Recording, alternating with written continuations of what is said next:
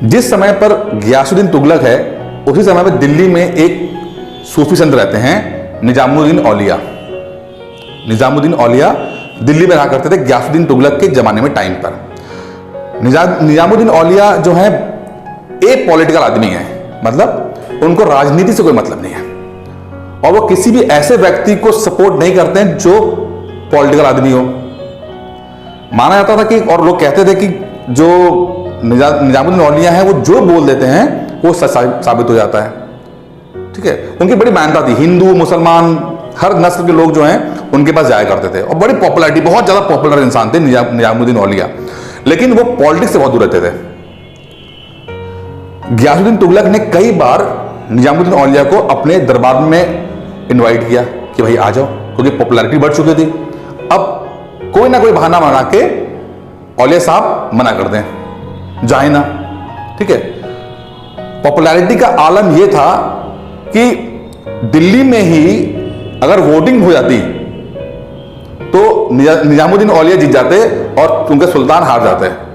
अब ये सुल्तान को तो पसंद नहीं होगा ना इस चीज को कि यार उसकी राजधानी में वो पीछे रह जाए, कोई और संत जो आगे निकल जाए, ये बर्दाश्त तो होता नहीं है। तो कई बार बुलाने के बावजूद भी जब औलिया नहीं आए दरबार पे, तो जब ये वापस आ रहे थे, बंगाल से वापस आ रहे थे, तो इन्होंने अपना एक बंदा भेजा निजामुद्दीन औलिया को के पास कि ऐसा है, उनसे बोलो कि जो सुल्तान है वो दिल्ली जाते समय, मतलब अपने घर वापस पहुंचते समय उनसे मिलके जाएंगे। अब तुम नहीं आ रहे हो तो कोई दिक्कत नहीं है, मैं ही तुम्हारे पास आ जाता हूं। तो औलिया ने जो संदेश वाहक था उसे कहा, सुल्तान से कहना दिल्ली अभी दूर है, बस ये मैसेज है, दिल्ली अभी दूर है। संदेश वापस आ जाता है। अब जो ये तुगलक हैं, गियासुद्दीन तुगलक हैं, ये वापस जब आ रहे होते हैं तो रास्ते में मोहम्मद बिन तुगलक, उनका जो बेटा है, इनके स्वागत के लिए खड़ा हो जाता है। ठीक है, और स्वागत क्योंकि जीत के आ रहे होते हैं ना, विद्रोह शांत करके आ रहे होते हैं, इनके लिए एक स्टेज तैयार करा जाता है, एक बड़ा स्टेज तैयार किया जाता है और उस पर सबको खड़ा किया जाता है कि भाई आप स्वागत किया जाएगा। और स्टेज चूंकि जल्दीबाजी में बनाया गया होता है, बन जाता है।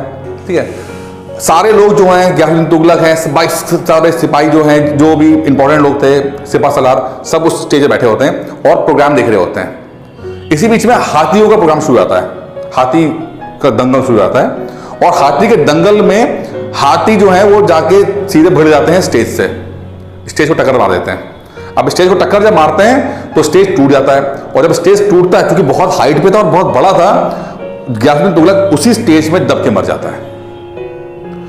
तो निजामुद्दीन औलिया ने जो बात बोली कि दिल्ली अभी दूर है, सुल्तान आ तो रहे हो ना, तो यही था। बल्कि ये बोला था उसने कि या तो तुम रहोगे या तो मैं रहूंगा दिल्ली में। असल में ये बात ही थी, सुल्तान ने बोला था या तो तुम रहोगे या तो मैं रहूंगा, मैं तुमसे मिलने आ रहा हूं, तुमसे देखते हैं क्या करते हो तुम। ठीक है, तो उसने कहा बेटा अभी तुम ठीक है, तुम मुझे निकालने की बात कर रहे हो, लेकिन अभी तो तुम पहुंचो। तो ये जो मुहावरा है दिल्ली अभी बहुत दूर है, ये तब से बहुत पॉपुलर हो गया। ठीक है, दिल्ली अभी बहुत दूर है।